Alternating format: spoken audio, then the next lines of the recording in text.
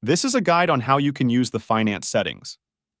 In Finance section, you will see 5 sections, which are Sales KPI, Document Number Format, Tax, Term, and Payment Information.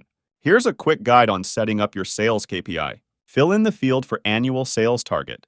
This is the amount of sales you aim to achieve within a year. Fill in the average per sales. Confirm your changes by clicking on Save. And there you have it. Your Sales KPI is now configured and ready to help you track and achieve your sales goals. Now, we will show you the guide on how you can create and edit your document number format and tax. First, we will show you the steps on how you can create and edit your document number format.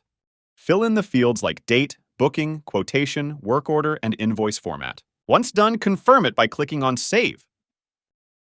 Next are the steps on how you can edit your workshop tax. Fill in the tax number, tax name, and tax rate.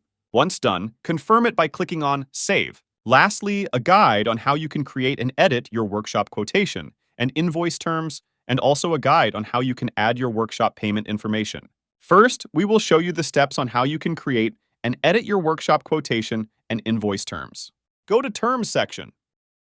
Create or edit your quotation and invoice terms.